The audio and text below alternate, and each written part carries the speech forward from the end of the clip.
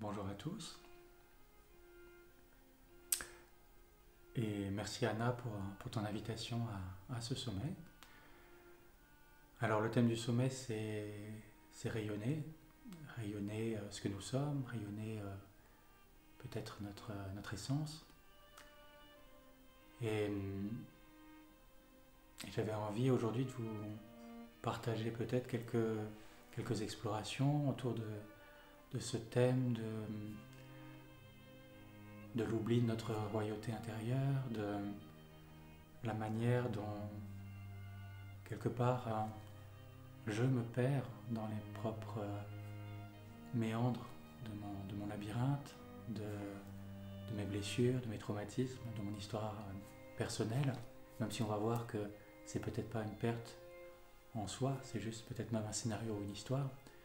Mais voilà, observez comment, dans mon propre cheminement, il m'arrive d'oublier qui je suis et de me raconter cette histoire où je ne vis pas ma vie, je passe à côté de ma vie, je ne me réalise pas, je ne vis pas ce que je devrais vivre, je n'assume pas mon chemin, je suis comme perdu ou désorienté dans mon existence et je me sens comme un imposteur peut-être dans ma vie ou comme quelqu'un qui n'est pas sur son chemin. Et ma proposition, en tout cas dans cette petite intervention, ça serait d'aller explorer d'abord peut-être quels sont les symptômes en fait de ce sentiment profond de perte de soi. Et ensuite regarder de quoi ça parle, ce sentiment de perte ou d'oubli. Et de regarder comment, par quelques pratiques d'anamnèse, de ressouvenance, on peut recouvrir en nous cette royauté et se remettre enfin sur le chemin de notre propre vie. Donc voilà, ça serait la ligne directrice de cette intervention. Et donc dans un premier temps, j'aimerais peut-être vous décrire d'abord de quoi je parle quand je parle de ce sentiment d'oubli de soi.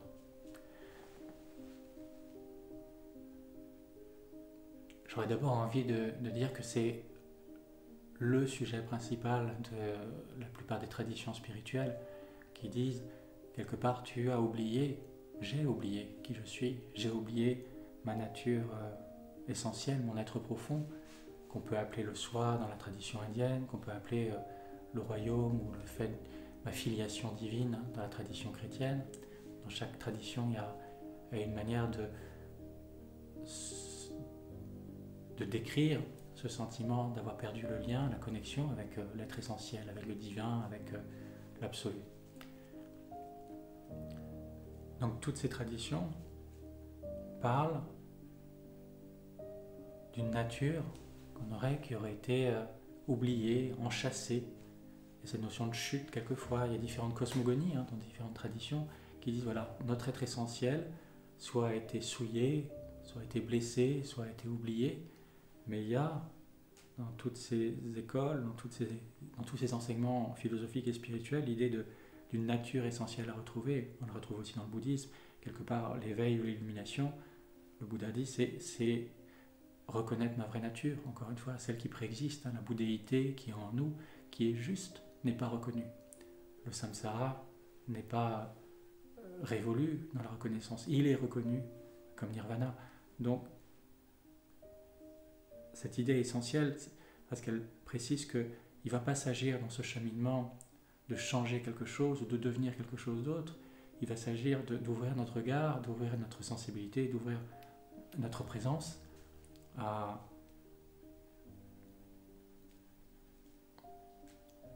l'être que nous sommes au fond. Et cet être n'est peut-être pas un personnage, justement. Alors, quels sont les symptômes de cet oubli de soi ? Alors, on pourrait dire qu'il y a de multiples manières de les décrire, mais de manière générique, il y a un sentiment d'impuissance, il y a un sentiment subir ma vie. Il y a un endroit où je vais avoir l'impression de ne pas vivre ma vie. C'est quelque chose que j'entends souvent dans les séances d'accompagnement ou dans les groupes. Le sentiment de, voilà, je vis pas la vie que je devrais vivre, je suis pas né dans la bonne famille, dans la bonne époque. Il y a une tentation d'aller chercher des histoires ailleurs, de me dire je suis un être perdu sur cette terre, je viens d'une autre étoile ou d'une autre époque. Je vais mettre mon attention sur peut-être des arrière-mondes ou un ailleurs dans le temps, un ailleurs dans l'espace, un ailleurs dans la culture. Il y a comme vraiment un sentiment profond de décalage, d'exil, on pourrait dire. Je ne me sens pas chez moi dans cette vie et sur cette terre. Et le sentiment qui est là, on pourrait dire vraiment le mot, c'est vraiment le sentiment d'impuissance, un sentiment où je vois bien que je ne suis pas à ma place et en même temps je ne vois pas d'issue. Il y a une forme de résignation, une forme de déprime profonde, on pourrait dire, une mélancolie. Un endroit où il y a une forme de clivage entre une part de moi qui sait, voilà, ce que je devrais vivre. Je sais, je me sentirais appelé idéalement à, par exemple, une forme d'engagement ou une forme oui, d'élan. Et puis il y a une autre part qui dit mais c'est pas la peine, ou c'est pas pour toi, ou c'était dans une autre vie, ou tu pourras le vivre plus tard. En tout cas, c'est pas pour cette fois, ou c'est déjà perdu. Vous voyez, il y a en tout cas la présence de ces deux voix. On pourrait dire la voix de notre être profond, la voix de l'âme, comme dirait les gnostiques, la voix de notre étoile à l'intérieur. Et autour, il y a des voix adventices, des voix secondaires qui viennent nous empêcher, ou qui viennent nous dire ne rêve pas. Des voix qui vont nous dire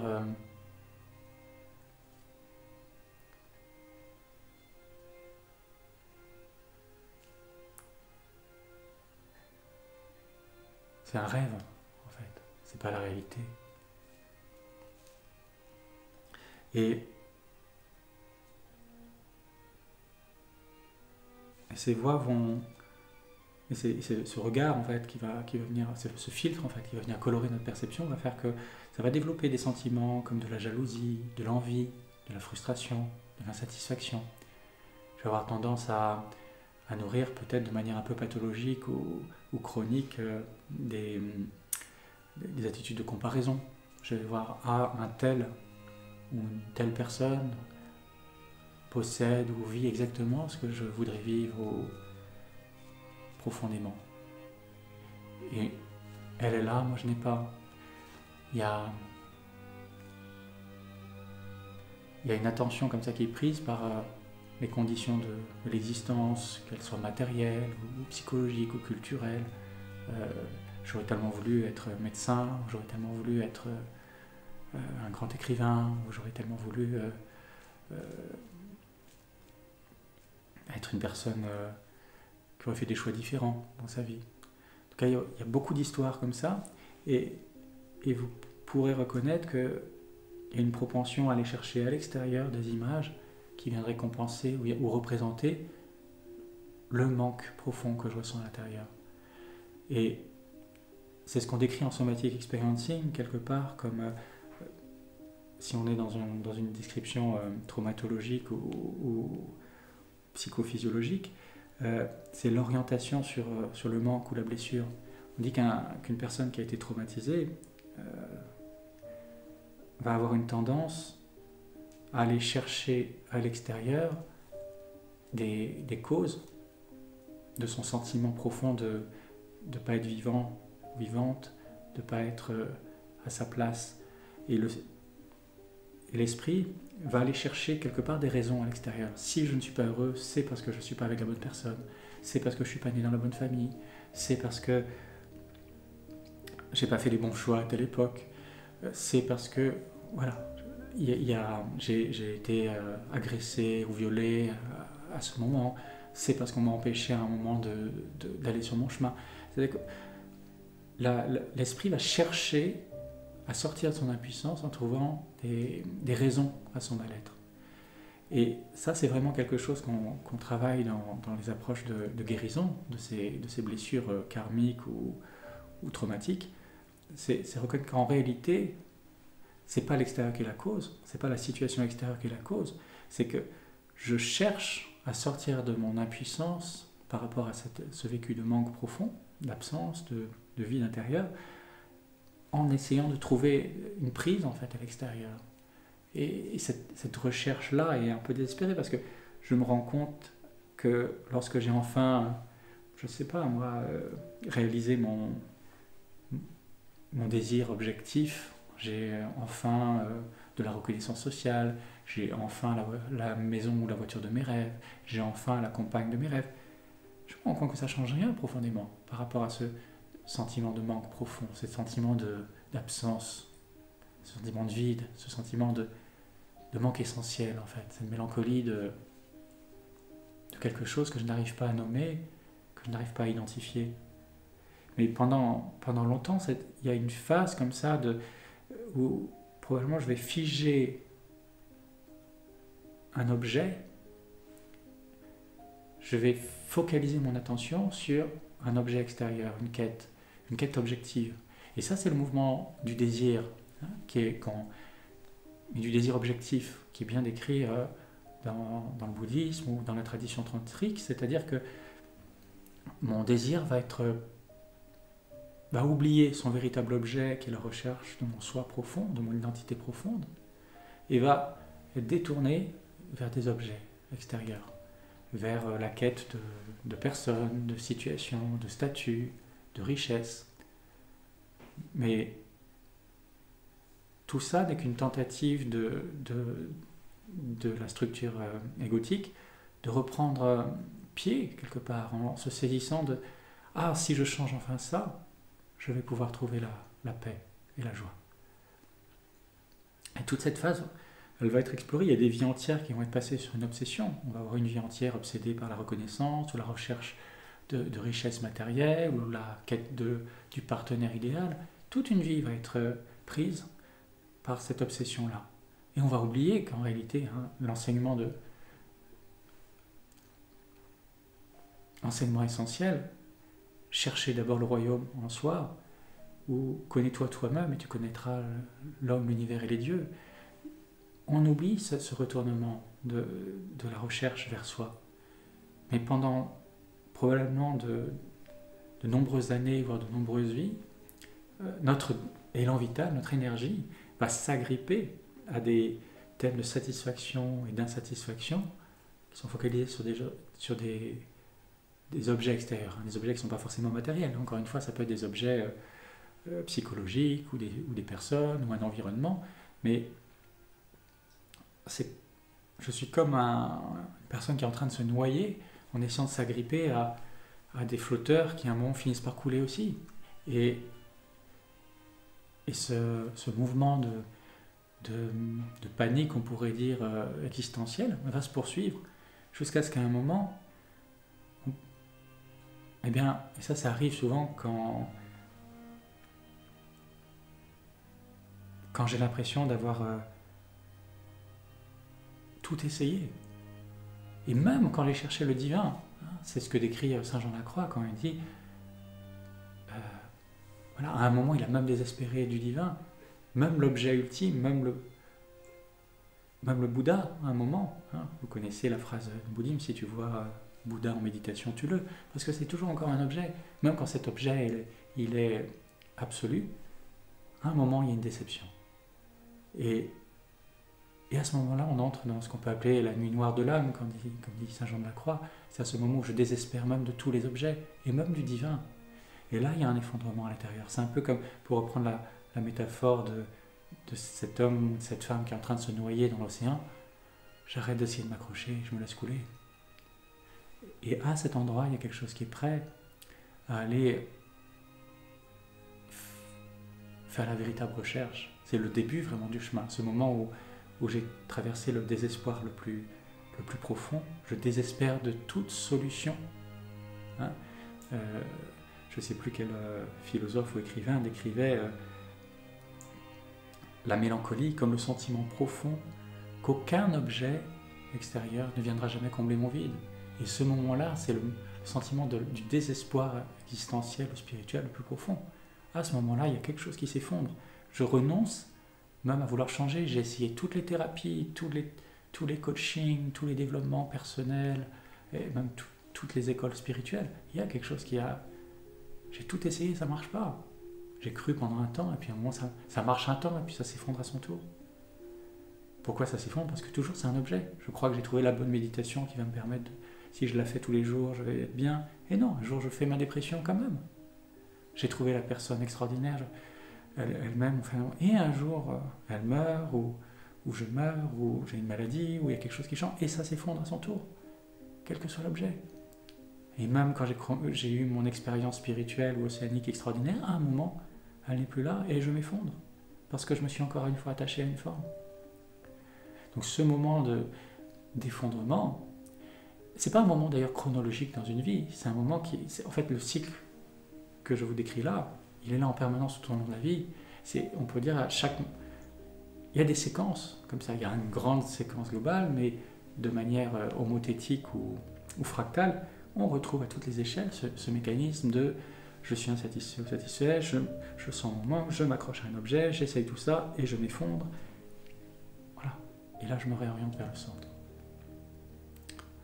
Donc toute cette description dans cette première partie, elle décrit vraiment cette recherche de cet endroit où je vais chercher la complétude, je vais chercher la satisfaction profonde, je vais chercher la plénitude dans quelque chose, dans une expérience extérieure, dans quelque chose que je peux vivre extérieurement. Et tout ça, c'est l'errance. Tout ça, c'est le labyrinthe que décrivent les mystiques. Et à un moment, il y a quelque chose qui s'effondre, qui accepte de mourir à soi, c'est-à-dire qui accepte de couler, qui accepte de se noyer.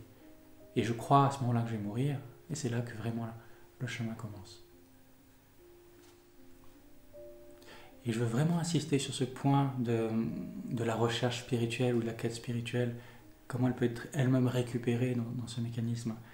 Parce que, surtout quand j'évolue dans un milieu de développement personnel, spirituel, avec beaucoup finalement de nouveaux dogmes en fait.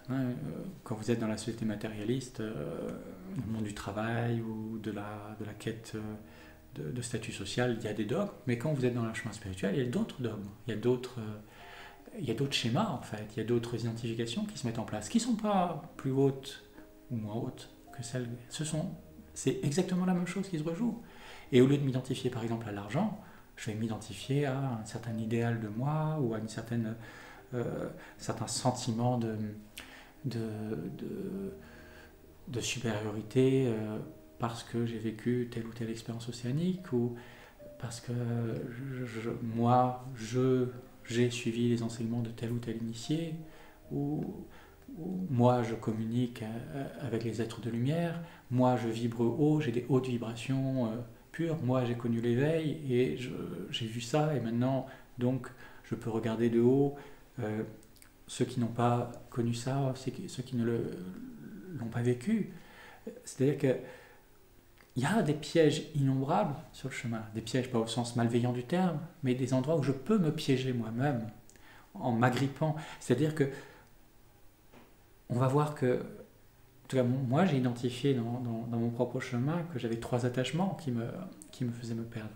Un attachement au confort, un attachement à la sécurité et un attachement au contrôle.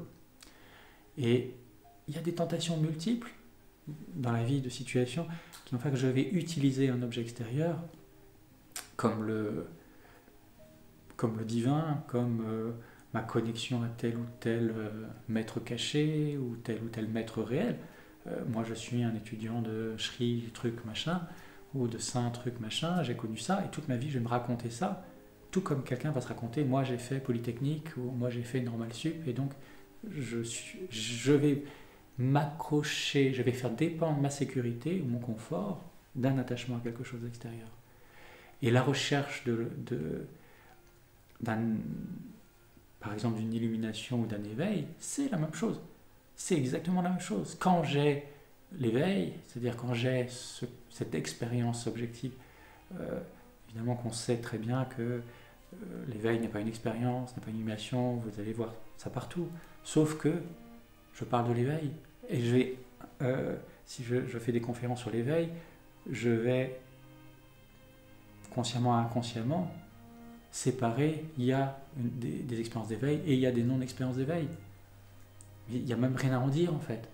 Parce que si vraiment c'est clair, la personne qui est apparemment le plus loin de cette image de ce que c'est rechercher l'éveil ou vivre l'éveil, elle est aussi proche de l'éveil que le moine ou le maître, à un niveau essentiel. Dans le scénario, dans la vie, évidemment c'est différent. Il y a une forme différente, mais c'est un film différent, c'est une histoire différente. Et un film qui raconte l'histoire d'un saint n'est pas plus essentiel ou plus proche du divin que l'histoire d'un gangster. C'est vraiment essentiel de voir que tout attachement, en fait toute représentation dualisante, à un moment, va m'éloigner de moi. Les gnostiques, ils avaient cette expression magnifique. Encore une fois, c'est des héritiers du christianisme, enfin du Christ. Ils disent, la bonne nouvelle, c'est pas que vous pouvez être sauvé si vous demandez pardon à Dieu et que vous allez sur le chemin et que vous suivez ça et que vous... Non, l'évangile christique, c'est vous êtes déjà sauvé. Vous n'avez jamais été coupable de rien. C'est vous qui vous rendez coupable. Il n'y a aucun acte coupable sur cette terre. Même Hitler est innocent. Et ça, je suis désolé de passer le point Goodwin aussi vite, mais à un niveau profond, c'est innocent. C'est mon propre... C'est ma propre personnalité qui va créer du coupable et de l'innocent, qui va créer la hiérarchie ou du supérieur, de l'inférieur, du saint et du toxique, du sacré et du profane. C'est ce que signifie la cueillette du fruit de l'arbre de la connaissance dans la Genèse. À partir du moment où l'homme, représenté par Adam et Ève, dans ses phases actives et réceptives, à partir du moment où l'homme croque le fruit de l'arbre de la connaissance du bien et du mal, il croque le fruit de la dualité. Et à partir de ce moment-là, il va se séparer. Et il entre dans le royaume de l'illusion. Et cette illusion, elle peut être projetée sur des représentations spirituelles comme sur des représentations matérielles. Le milliardaire qui passe sa vie à chercher la fortune, il est dans une recherche personnelle. Mais tout comme l'est le yogi obsédé par la quête de son éveil personnel. Dès qu'il y a une quête quelconque, dès qu'il y a la croyance qu'il y a quelque chose de mieux, en termes de valeur, en termes de bien et de mal, en termes moraux, je suis sur un chemin d'ignorance. Ça ne veut pas dire qu'il n'y a pas la souffrance. Ça ne veut pas dire que je ne préfère pas être bien que souffrir. Mais ça, c'est justement ma recherche. Mais ce n'est pas moralement mauvais de souffrir. C'est vraiment ça qui est important à comprendre. C'est désagréable, c'est triste de souffrir. Mais ce n'est pas mauvais. Il n'y a pas de... Mais tout comme...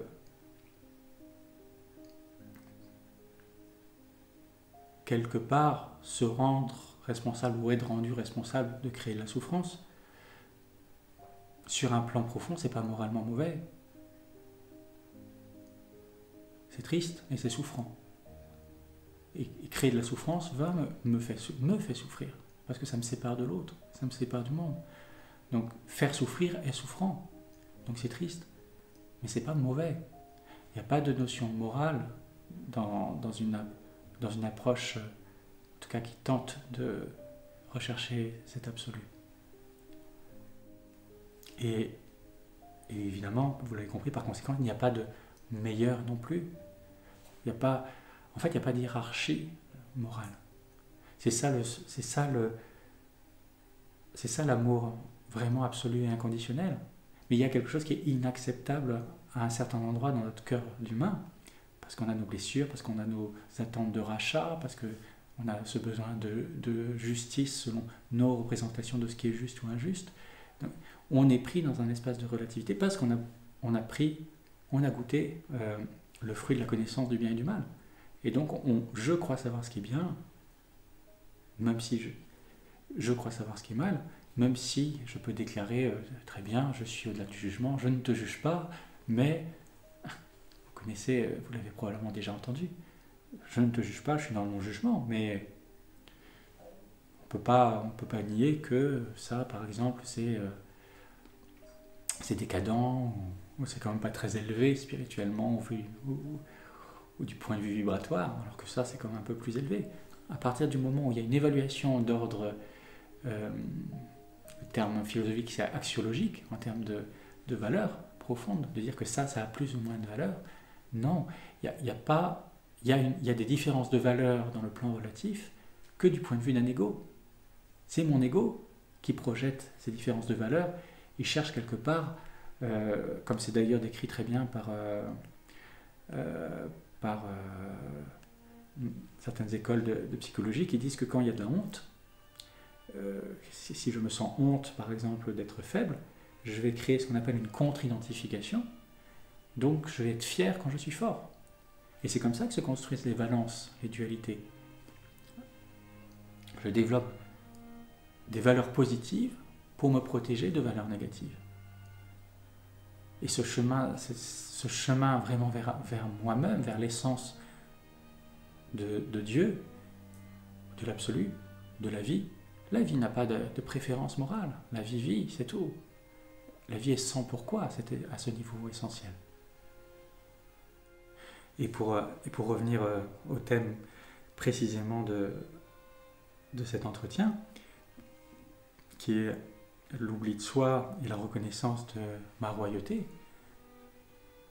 dans notre tradition chrétienne, ce moment où nous croquons le fruit de l'arbre de la connaissance, c'est le moment de la chute en soi. C'est pas la punition elle-même quelque part l'histoire de ce maître du jardin, de ce dieu, de ce démiurge qui nous punit. Non, c'est nous qui nous punissons, nous faisons exister le démiurge à partir de là, le faux dieu, qui nous punit parce que nous nous sentons coupables. Nous sommes déjà entrés dedans.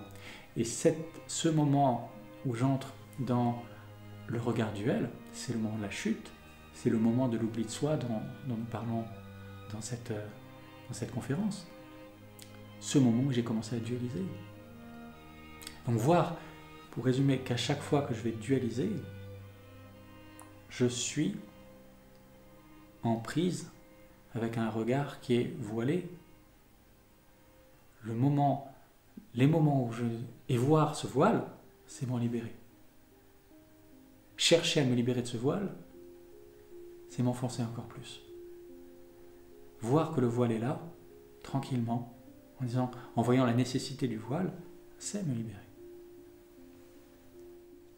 Et donc, tous les symptômes qu'on a décrits dans cette première partie, ces symptômes de l'oubli de soi, la mélancolie, la déprime, on peut parler de la procrastination aussi, on peut parler de la comparaison, de l'envie, de la jalousie, de l'impuissance,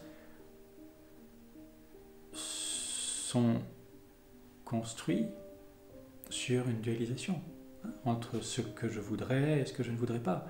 Et ce moment, quelque part, où je renonce, je parlais de ce moment où je me laisse couler, où je me laisse mourir, c'est le moment où j'accepte de chercher la solution dans une résolution sur le plan de la dualité. C'est ce moment où je me dis, ok, ok, il n'y a rien que je puisse changer dans cet espace de dualité qui va être la solution. Je vais changer de niveau. Je vais, pour reprendre l'imaginaire populaire, je vais sortir de la matrice à ce moment-là. Mais tant que je suis en train de courir là comme un lièvre ou un hamster dans ma cage, à la recherche de l'argent, de la reconnaissance, de l'amour conjugal, du plaisir sexuel, sensuel, de l'intensité, de la reconnaissance. Enfin voilà, tant que je suis en train de courir là-dedans, je suis dans la matrice. Une matrice que je crée, que mon personnage a créée. Hein. Donc il n'y a pas une entité extérieure qui nous aurait punis. Non, je me punis moi-même. C'est ça qui est intéressant. Je suis entré dans mon propre mécanisme et le moment où je prends la responsabilité que c'est moi qui donne prise à ce système dans lequel je suis enfermé et que je symbolise dans la société que je vois à l'extérieur, hein, tant que je crois que c'est la société extérieure ou la matrice ou le système, ça c'est une autre projection qui m'empêche d'être libre ou d'être dans la joie, je suis encore dans ma matrice. Tant que je me rends impuissant en faisant dépendre mon sentiment de plénitude de l'extérieur, je préfère parler d'objet parce que intérieur-extérieur, hein, une pensée, une émotion, c'est aussi un objet. Hein, il n'y a pas de séparation entre les deux. Mais tant que je fais dépendre cette grâce, cette plénitude de quelque chose qui est dans les conditions que je peux percevoir à l'extérieur, je suis encore en train de m'oublier et de me condamner à l'impuissance. C'est vraiment ça veut dire que la seule chose qui va me manquer, et le point de bascule, ça va être la présence, le retour à moi.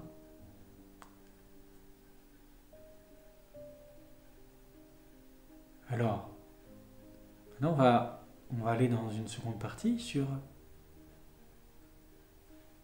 qu'est-ce qui va me permettre, comment va se passer ce point de bascule.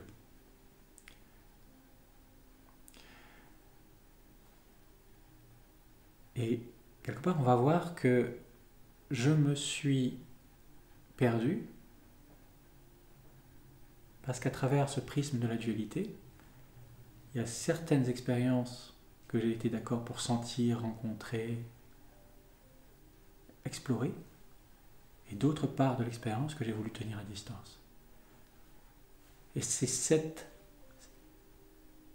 séparation que j'ai voulu pour trouver mon confort, ma sécurité, mon contrôle, c'est cette séparation que j'ai créée en moi qui va m'enfermer.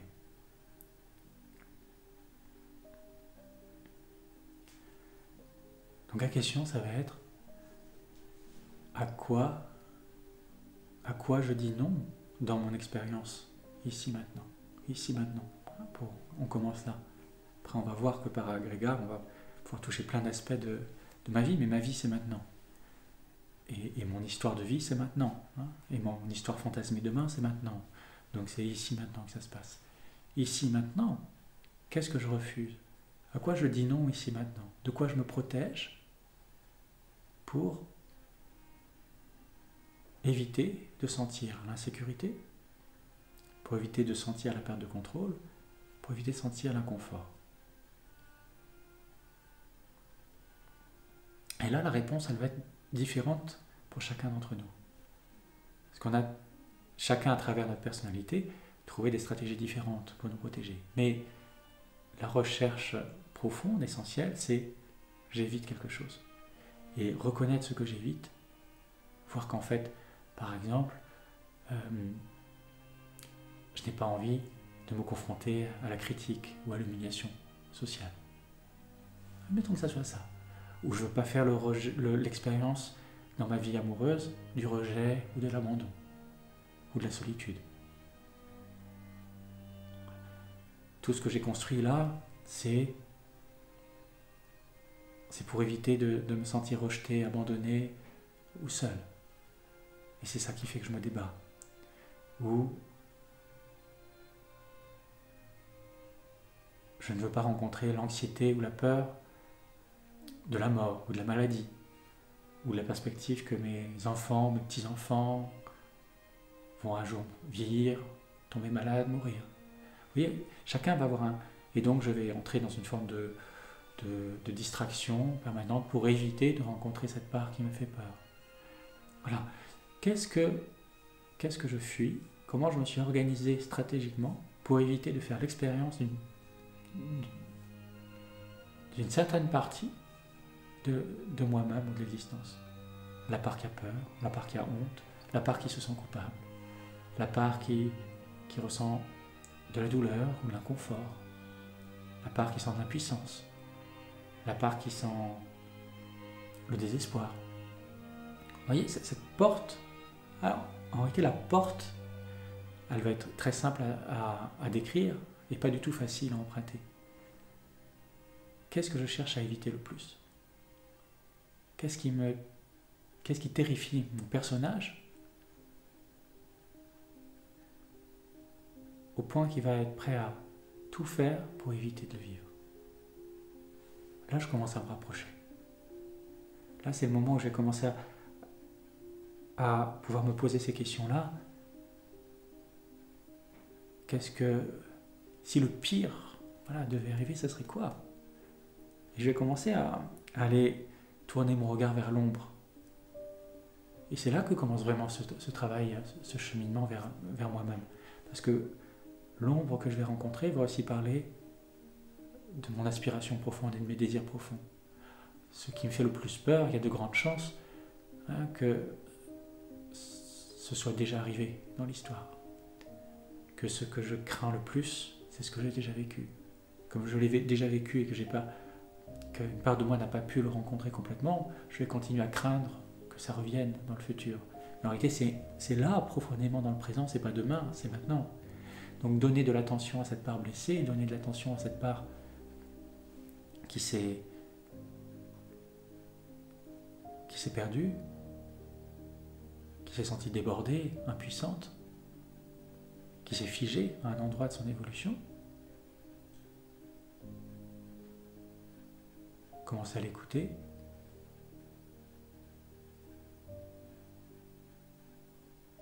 Ça va être exactement racheter et guérir. Il n'y a pas d'autre possibilité. Me mettre à l'écoute de l'endroit qui est là. Par exemple, j'ai une peur profonde de la solitude ou du rejet. Pourquoi? Parce que probablement, j'ai vécu en tant que personnage l'expérience à un moment débordante, ingérable de la solitude et du rejet, et du froid.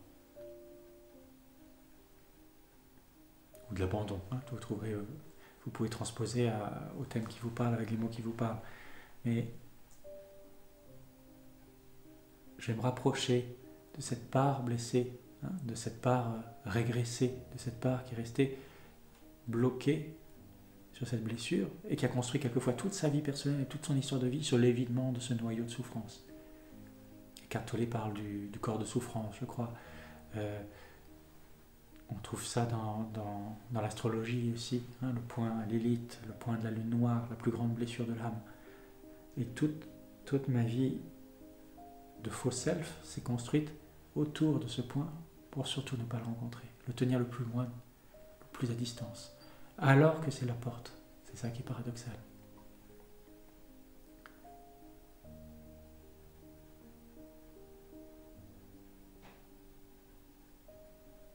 Et ça, c'est le dragon ou c'est le monstre du mythe du héros.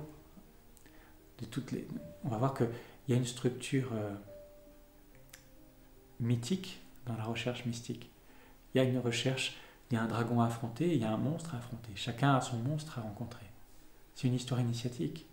Et tous les processus initiatiques, ils passent par la rencontre du monstre. Et le monstre, non pas pour le vaincre, non pas pour le détruire, mais pour l'intégrer. Avaler le monstre ou se faire avaler par le monstre. C'est dans la tradition psychédélique ou antéogène, chez les chamans, il y a cette idée d'être avalé par le serpent. Et c'est une métaphore intéressante, parce que le monstre qui nous fait si peur, que ce soit la violence, encore une fois, le rejet, l'abandon, la solitude, tant que dans mon système, il y a cette peur, j'ai peur des vibrations basses, j'ai peur des entités, j'ai peur de l'agression, j'ai peur, voilà. Il y a un endroit qui me fait peur dans le champ de la vie. Et on l'a tous, hein, à part quelques saints peut-être qui ont complètement connecté cette foi qui fait qu'ils savent profondément qu'il ne peut rien leur arriver, et que c'est plus une connaissance intellectuelle, mais que c'est vraiment une connaissance intégrée dans le corps. C'est-à-dire, même si c'est inconfortable, même si c'est insécure, même s'il n'y a plus de contrôle, j'ai la foi. C'est la foi du Christ qui sait très bien la douleur que va représenter la crucifixion, mais qui sait que fuir cette expérience ne serait que lui donner un pouvoir, que lui redonner davantage de pouvoir, donner davantage de pouvoir à la peur de déterminer mon chemin. Donc oui, c'est effrayant, oui, c'est douloureux, et oui, je sais qu'en traversant cette expérience inconfortable, en traversant la nuit, je trouve le royaume et qu'il n'y a pas d'autre porte. Et quand certains peuples premiers parlent d'être avalés par exemple par le serpent, quelque part ils nous invitent à quoi? Ils nous invitent à arrêter de fuir. Ils nous invitent à reconnaître qu'en fait tant que je vais passer ma vie à fuir le monstre, je ne vais pas être libre. Et au moment où je me laisse avaler par le serpent, ou quand je prenais cette autre métaphore tout à l'heure, je me laisse couler et noyer, je me laisse mourir, je crois que je vais tout perdre et mourir, mais c'est la mort, c'est l'endormissement le plus sécure qui puisse exister. Dans le livre des morts tibétains, on dit voilà, c'est faire confiance à la lumière, se laisser couler vers la lumière, et se souvenir que tout ce qui va apparaître comme expérience effrayante ne sont que des créations de mon esprit, c'est-à-dire que des illusions. Rien ne peut m'arriver profondément. Au moment où je me laisse avaler par le monstre, c'est en fait, je me laisse avaler parce que je sais qu'il ne peut rien m'arriver. Et sur un certain plan, à ce moment-là, je me rends compte que c'est moi qui ai intégré le monstre. Au moment où je me suis laissé avaler. Je ne fais plus qu'un, j'ai réintégré la part d'ombre en moi. J'ai récupéré la part d'âme perdue. J'ai intégré la part adventice, la part de mon âme qui avait été oubliée. Ça, c'est la tradition gnostique. Je refais un, j'unifie les deux parts, l'ombre et la lumière. J'ai arrêté de séparer le monde objectif entre lumière et ombre. Il y a une véritable lumière, mais qui n'est pas du tout tributaire de l'expérience. La véritable lumière, c'est de voir que la lumière n'est pas dans la lumière, ou l'ombre n'est pas dans l'ombre, qu'il y a une lumière qui est au-delà de la lumière et de l'ombre, et que c'est l'essence, et que ça n'a pas de mots, parce que chaque mot va le réduire encore à une dualité.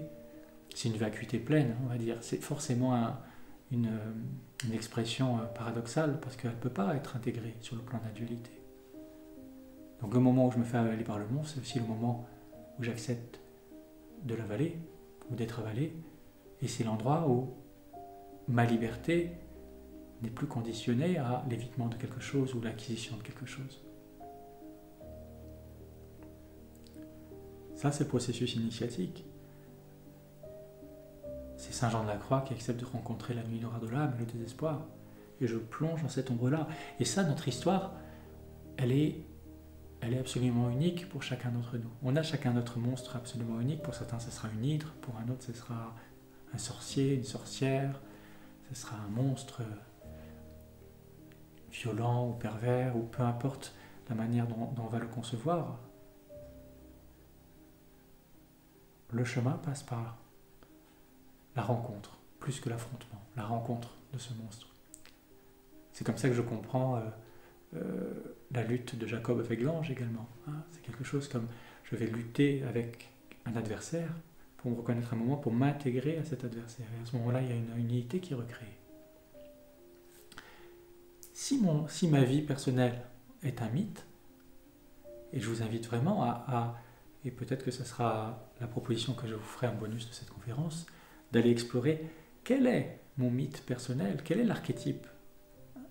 Et vous allez voir que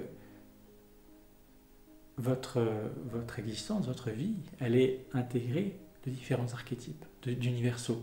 Et ça, Jung l'a très bien décrit, comme il y a un inconscient collectif qui intègre tous les inconscients individuels. Eh bien, notre vie unique, notre histoire unique de vie, est un récit, qui se rattache à des universaux. Et quand je vais reconnaître les universaux dans mon histoire, ben je vais voir que ma vie, elle a un sens profond. C'est une histoire, c'est un conte dont je suis le héros. Je vais commencer à pouvoir voir que ma vie, elle n'est pas misérable, qu'elle n'est pas celle d'un manant qui est arrivé ici par accident et qui attend juste la fin ou qui est passé à côté de sa vie. Le moment même où je crois passer à côté de ma vie fait partie du récit. C'est le moment où Ulysse est perdu sur les eaux et il cherche vaguement à retrouver le chemin, mais est-ce qu'il espère encore? Les moments où il va être tenté de rester sur telle île parce qu'il a l'impression que finalement c'est un mal pour un bien et que c'est bien tentant. Il y a des différentes tentations à chaque fois. Et pendant toutes ces années-là, si je regarde le récit de ma vie, de mon histoire de vie, peut-être que je vais oublier son sens. Comme disait Malraux, c'est la mort qui transforme la vie en destin. C'est-à-dire que c'est au moment où je vois l'ensemble de l'histoire que je vois la destinée et le mythe de ma vie. Et j'ai pas besoin d'attendre le dernier jour pour le voir. C'est-à-dire que si je descends profondément dans la connaissance de moi ici maintenant, je vais avoir toute l'histoire.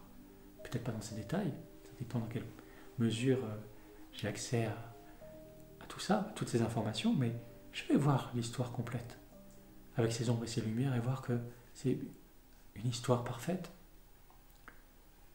Mais ça nécessite d'abord d'avoir reconnu le filtre de la dualité. Parce que j'ai eu une manière unique de m'oublier, et donc je dois déconstruire cette manière unique de m'oublier pour me retrouver. Lorsque j'accompagne des personnes en séance individuelle ou dans des groupes, la question que je me pose quand j'accompagne, elle est assez simple, c'est quel est l'endroit dans l'expérience de cette personne qui est là, mais qui n'est pas vu ou n'est pas senti? Quel est l'endroit qui est fui?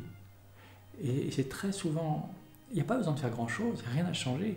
Souvent, il va suffire, si la relation, s'il y a une forme de phase, de cohérence entre nous, s'il y a le lien qui est là, s'il y a la confiance, il va suffire juste quelquefois de ratifier l'endroit et dire « Waouh, j'entends par exemple qu'il y a beaucoup de peur à cet endroit ». Et là, le moment où la personne est reconnue dans cette peur, il peut être accompagné dans la rencontre, être soutenu dans la rencontre de cette expérience-là dans l'instant, il y a quelque chose qui va se relâcher déjà. Parce que la solution n'est pas dans le changement, encore une fois, de quelque chose. Il est dans la disponibilité, dans notre ouverture sensible à ce qui est en train de se jouer là. Et j'en profite vraiment pour aussi déconstruire cette représentation un peu erronée qu'on peut avoir quand on entend ces représentations de l'amour inconditionnel ou d'aimer inconditionnellement, il faut être dans le oui, etc. Et le oui dont on parle, c'est pas le oui aux circonstances extérieures, ou c'est pas je devrais aimer cette personne qui vient de me trahir, ou elle me maltraite dans la relation conjugale et je devrais rester au nom de l'amour inconditionnel, parce que ça c'est une fuite. Parce que la réalité, c'est que le oui dont on parle, c'est le oui à l'ensemble de l'expérience. Expérience subjective comme objective, expérience entre guillemets intérieure comme extérieure. Donc si là je suis dans cette relation par exemple avec une personne qui me maltraite et que en fait je me raconte qu'il faut que je reste parce que au nom de l'amour inconditionnel, mais qu'en fait ça me prend de l'énergie, le symptôme, si ça me prend de l'énergie, au lieu de m'en donner, si ça me coupe de mon élan vital, c'est pas le chemin. Et c'est peut-être à ce moment-là que j'ai à reconnaître qu'en fait je suis en rage contre cette personne et que j'ai envie de la tuer, ou que j'ai beaucoup de colère, ou que je voudrais partir mais que j'ose pas parce qu'en fait j'ai peur d'être seul. Et je me suis raconté une histoire d'amour inconditionnel, le truc parce que je fuis la rencontre avec ma colère, ou la peur de la solitude, en mettant là une limite. par exemple. Et donc dire oui à ce moment-là, c'est pas dire oui à la personne extérieure qui me maltraite, c'est dire oui à tous les niveaux de l'expérience. Et ce qui se passe dans la réalité de l'expérience, c'est il me maltraite, et je suis en colère et je le hais. Et dire oui, c'est dire oui à ma haine à cet instant-là, ou dire oui à ma peur, ou dire oui à ma rage. Ça ne veut pas dire que je vais forcément assassiner mon partenaire, et je vais voir que je vais avoir moins de chance d'ailleurs de faire un passage à l'acte ou de le violenter si je reconnais cette colère. C'est quand je refoule la colère qu'elle se transforme en violence. Quand j'accepte la colère, elle devient de la puissance. Enfin, c'est vrai de toutes les émotions. Quand je refoule ma peur ou ma tristesse, mon désespoir, je fais semblant que tout va bien et que je souris, je suis dans l'impuissance. Ou je suis dans la violence. La violence, elle est vis-à-vis de moi ou vis-à-vis du monde extérieur, mais c'est de la violence de refouler ce qui est là. Donc le oui dont on parle, c'est pas un oui qui impliquerait que je devrais avoir une attitude de neutralité absolue par rapport à l'extérieur, sans préférence. Bien sûr que j'ai des préférences. Et la proposition de dire oui, c'est de dire oui totalement à mes préférences.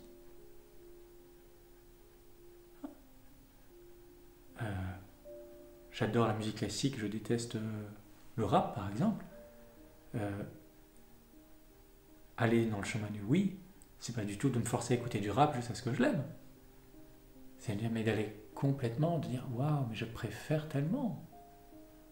Et de voir, mais de voir qu'il n'y a pas de valeur morale différente entre les deux. C'est pas parce que je préfère la musique classique que la musique classique est supérieure au rap par exemple. Il y a deux expressions uniques du divin, complètement différentes, qualitativement différentes, mais du point de vue absolu, de la même valeur axiologique, de la même valeur. Donc oui, il y a des préférences, mais ces préférences ne sont pas morales, elles sont contextuelles, elles font partie de la connaissance de moi. Et connaître mes préférences, ça fait partie du chemin. Et accepter mes préférences fait partie du chemin. Oui, j'adore, par exemple, gagner de l'argent, et je suis dans un milieu spirituel où c'est mal vu, où il faudrait faire, par exemple, des conférences ou des stages gratuits, où on prie en conscience. Et puis à l'intérieur, en fait, c'est pas d'accord, parce que moi, j'aime rouler en Ferrari, par exemple. Et bien, si c'est ma note unique, je la vis. Et c'est à cet endroit-là qu'est le grand oui. Oui, oui, non pas forcément au monde extérieur, oui à l'ensemble de l'expérience que je suis en train de vivre. Et mon expérience profonde, c'est waouh, ma manière de célébrer la vie, c'est de rouler en Ferrari. Et ça n'a pas de valeur moindre, sur le plan, encore une fois, vraiment profond, que de sacrifier sa vie comme Sainte Thérèse d'Avila, à prendre soin des autres. Si c'est sa note, c'est-à-dire que vous allez chacun trouver la plénitude dans la manifestation de votre note unique, indépendamment de toute forme duelle ou subjective. Vivez votre vie, c'est ça que ça veut dire. Mais ça ne veut pas dire changer la vie, justement. Ça veut dire voir que la vie que je mène là aujourd'hui est déjà parfaite et est déjà absolument celle du Sauveur ou du Christ. Je suis déjà le Christ, je suis déjà le Bouddha, je suis le Bouddha jaloux, je suis le Bouddha cupide, je suis le Bouddha sensuel, je suis le Bouddha manipulateur, et c'est complètement ok d'être à ce moment-là, à cet endroit-là. Je suis le Bouddha qui est terrorisé, je suis le Bouddha qui n'a pas pu, qui aurait voulu, et qui n'a pas pu. Je suis là, et je suis là le Bouddha qui a triomphé, et je suis là le Bouddha qui a été généreux, et je suis là le Bouddha qui a été dans le don, mais ça n'a pas plus. Le vrai chemin, il ne dépend pas de la forme.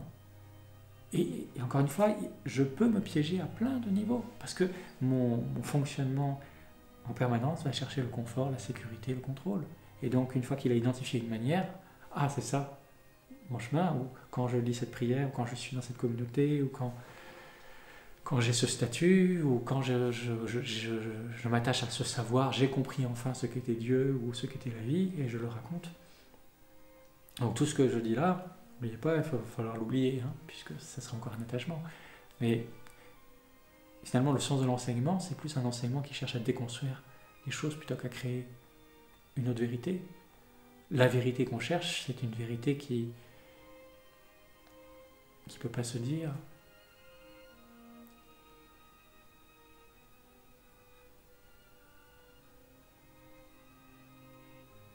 Ou, dit autrement, qui est déjà là à chaque instant.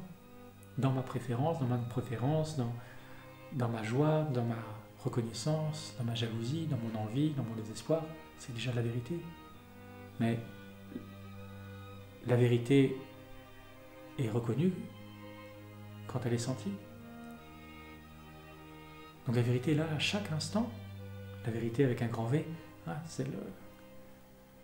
qui n'est pas une vérité intellectuelle. La vérité ressentie dans mon cœur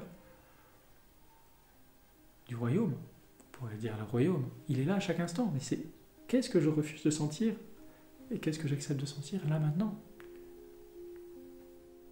Et quand je vous dis qu'il y a des endroits où on peut se faire piéger à tous les niveaux, je vois par exemple que je n'ai pas envie de sentir, je ne sais pas, l'insécurité dans telle relation, par exemple. Cette relation me met tellement dans la souffrance que je ne peux plus aller au-delà. Donc je me retire. J'ai atteint ma limite. Le refus de sentir dont on parle, c'est pas l'injonction à devoir rester là, à sentir la souffrance. C'est accepter de sentir, waouh, je suis arrivé à la limite, et je fais le choix naturel, l'élan de mon être vivant, c'est de prendre de la distance à ce moment-là. C'est pas une injonction à me faire violence dans l'instant, aller contre ma préférence ou ma tendance vitale. C'est de rester précisément, en fait, de voir que j'ai même pas de choix à faire. Je vais voir que la vie va se dérouler instant après instant. J'ai même rien à décider.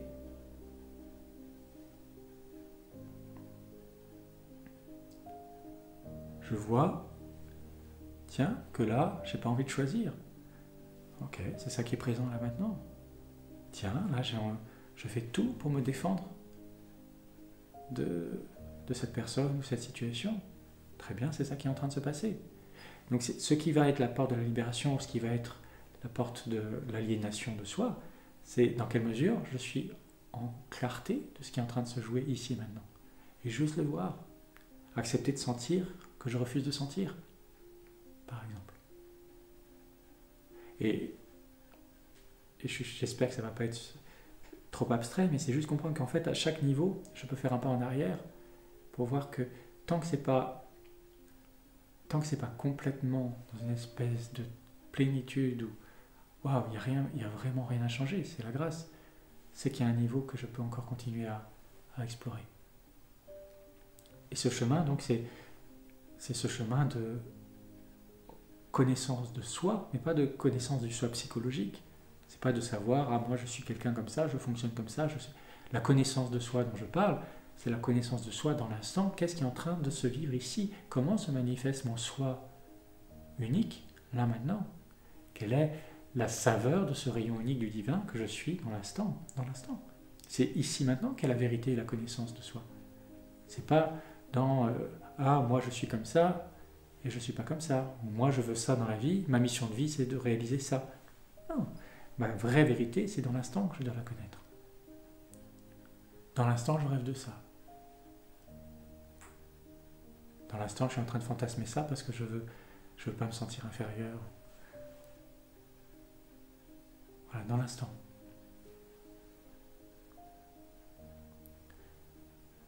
Et ça va m'amener à la troisième partie de cette intervention qui est la reconnaissance de sa puissance. Je reconnais ma puissance à ce moment-là. Et au moment où je reconnais ce que je suis dans sa totalité, il y a quelque chose qui va s'ouvrir, qui va voir qu'en réalité, je n'ai jamais été impuissant. C'est-à-dire que l'endroit, la plénitude, qu'on peut aussi appeler l'amour, qu'on peut appeler aussi la grâce, c'est ce moment où il y a quelque chose qui se relâche et qui dit « Waouh, c'est juste une recul. »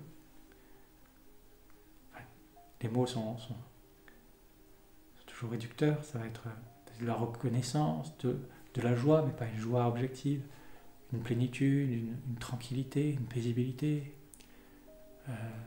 sentiment que tout est là. C'est un grand éclat de rire peut-être, un moment où c'est juste absolument tranquille et apaisé. Voilà, chacun va avoir sa manière de réagir à ce moment-là, en fonction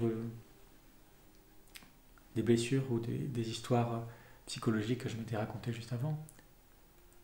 Mais à un endroit, on pourrait dire que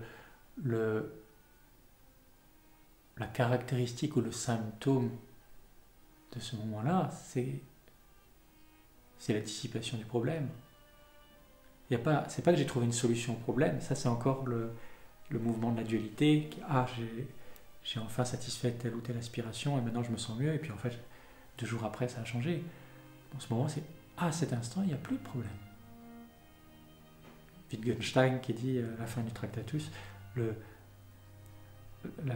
solution du problème de la vie est dans la cessation de la question. À ce moment il n'y a plus de question. Il n'y a plus que ce grand éclat de rire du zen, ou ce moment où ça dit ah oui, c'est ça. Ce moment où tous les désirs qui étaient jusqu'ici incohérents ou déphasés me tiraient dans des directions apparemment différentes. Je voudrais ça, mais j'ai peur de ça. Je voudrais ça, et en même temps je voudrais ça, et je voudrais ça, et je voudrais ça. À ce moment-là, tous les désirs s'alignent, et ça plonge dans le désir profond qui intègre tous les désirs secondaires. J'ai ce désir d'être qui est là. J'ai ce désir de sentir, de me sentir vivant, d'être là. Cet endroit où il n'y a plus de différence entre ce que je crois être en tant que personne, l'absolu et l'autre, et la vie. Cette expérience d'unité qui est multiple dans ses formes. Ce moment où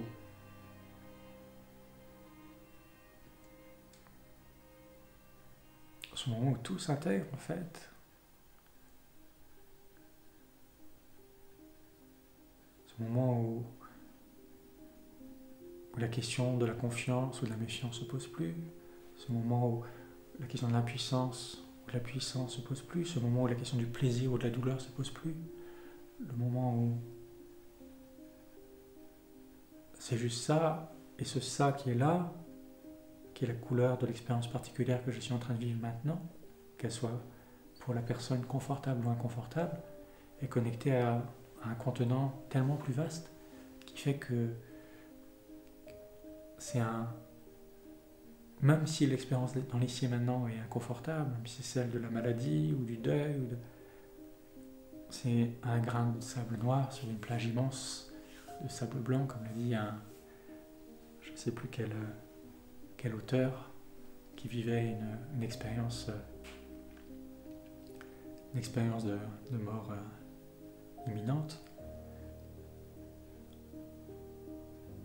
Ce moment où je reconnais que ces petits inconforts ne sont que des traces encore de résistance, on pourrait dire, ou de traces de perspective duel, mais dans un cocon de douceur, de plénitude, de grâce.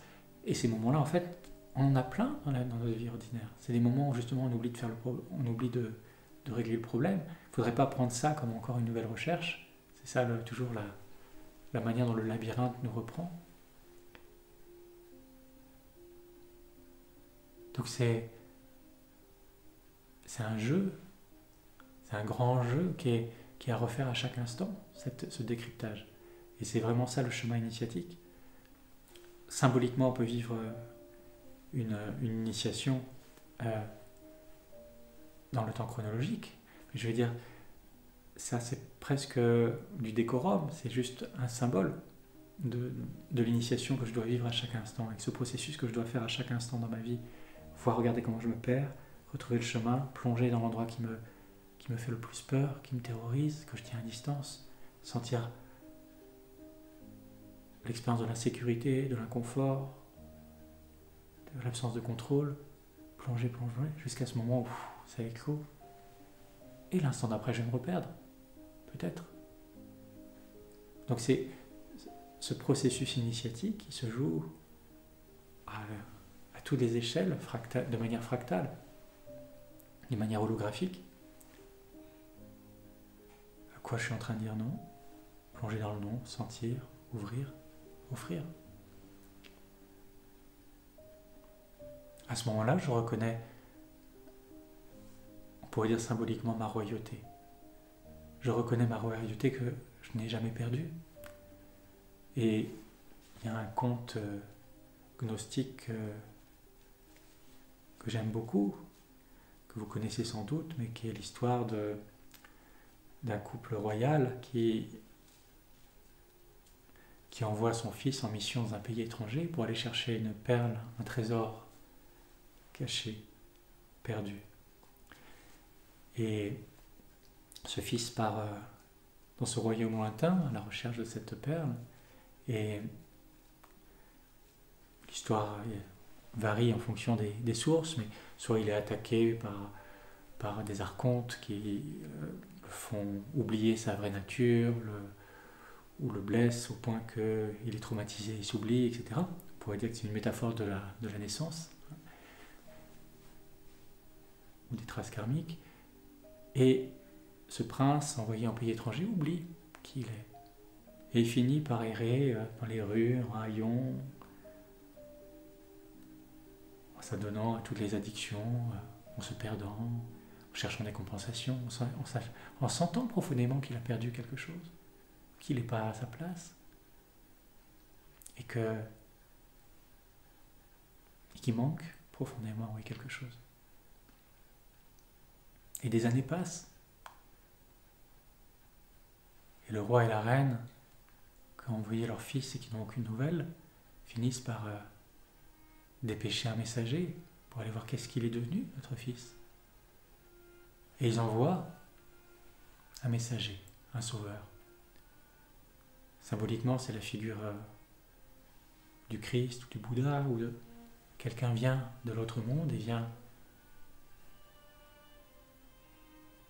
nous rappeler qui nous sommes. Et ce messager arrive, il trouve le fils perdu, il lui rappelle, il dit, mais souviens-toi qui tu es. Souviens-toi qui tu es. C'est l'anamnèse, c'est ce moment où... Et là, il se souvient, et il revient, il achève sa mission, récupère la perle, et la ramène au royaume.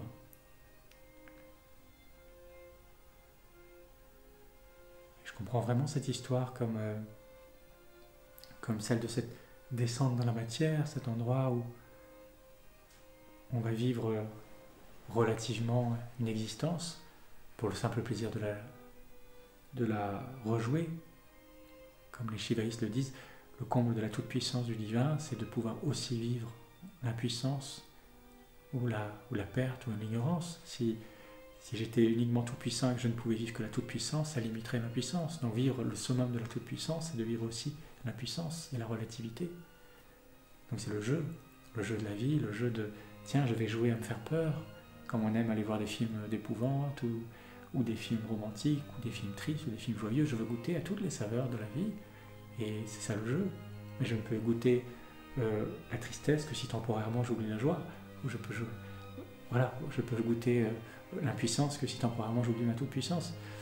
Donc, l'expérience de certaines... Tout comme je ne peux voir du rouge, ou du jaune, ou du vert, que si j'ai caché les autres couleurs du spectre, sinon il n'y a que du blanc. Donc goûter toutes les saveurs de la singularité de chaque rayon divin, ça implique d'oublier les autres. Et donc il y a un niveau, c'est profondément parfait. Dieu se met au monde comme créature limitée pour faire l'expérience de la limite, mais aussi pour faire l'expérience de toutes les nuances, toutes les fréquences du spectre de la vie absolue qu'il est.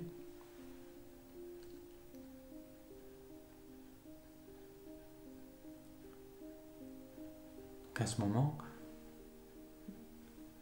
la fréquence unique que je suis se reconnaît dans ce spectre de toutes les couleurs. Il y a une longueur d'onde unique, et cette longueur d'onde unique est faite de la même lumière que la lumière blanche qui est à la source. C'est juste qu'il y a un filtre, et ce filtre, c'est juste cette part de moi qui s'est manifestée comme une ombre, qui a coloré de manière unique ma royauté. Je suis roi ou reine unique, un endroit, et ma manifestation est unique, et je dois la vivre à travers le cycle de la vie, à travers les bardeaux, et je vais la goûter. Mais cette histoire selon laquelle il s'agirait de sortir de manière définitive du cycle des existences est aussi une métaphore. Comme tout à l'heure, l'histoire du processus initiatique n'est que un symbole de ce qui se joue à chaque instant.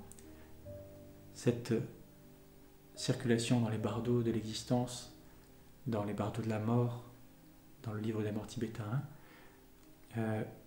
se joue à chaque instant. C'est ici maintenant que je peux sortir, faire l'expérience de la croyance dans la dualité. C'est dans l'ici et maintenant que je peux me ressouvenir. C'est dans l'ici et maintenant que je peux reconnaître la lumière comme elle est. Il n'y a pas de sortie, au sens où il n'y a pas de sortie temporelle dans le temps, parce qu'il n'y a pas de temps. Toutes les existences, toutes les vies sont ici maintenant, y compris les vies antérieures et les vies futures, c'est dans l'instant, tout est là, dans mon imaginaire, dans ce que je vis. Ah, j'ai l'image d'un ancien guerrier qui revient, c'est dans l'instant, c'est pas hier. Ah, j'ai le projet, je vais devenir ceci ou cela, c'est dans l'instant, c'est pas demain. À ce moment, il y a une porte ici maintenant. Et c'est à refaire à chaque instant, dans un temps qui n'existe pas, on pourrait dire. Et pour terminer cette intervention, j'avais envie de vous partager un texte de Lao Tzu qui, à mon sens, reprend exactement tout ce qu'on a partagé ici aujourd'hui et décrit ce chemin dans le monde du relatif et de la reconnaissance de qui nous sommes à travers tous ces bardeaux. Les bouddhistes tibétains appellent bardeaux tous ces mondes intermédiaires, ces mondes relatifs, que ce soit des royaumes divins ou des royaumes infernaux. Tout ne sont que des formes de la dualité, du règne de la dualité. Et chaque royaume est construit sur une dualité, plaisir, douleur, action, passivité, etc. etc. Et c'est un texte de Lao Tzu, et je vous le lis.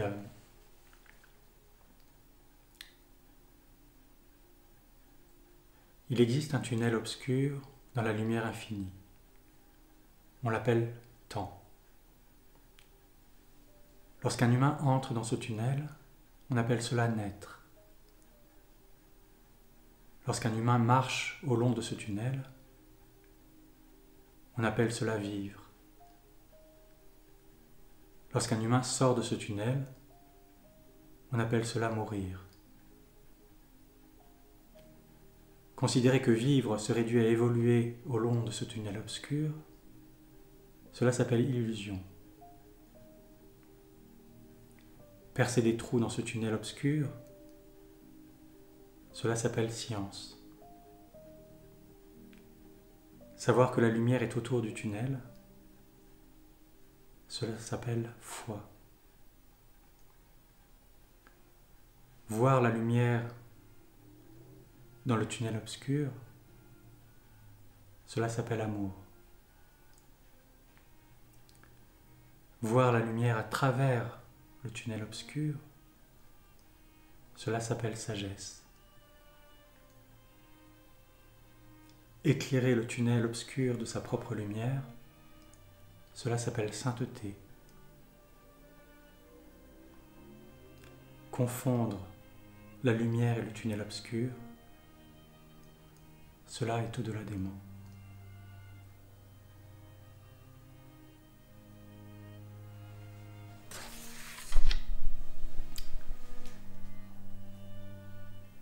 Voilà. Je crois que j'en ai beaucoup de vie.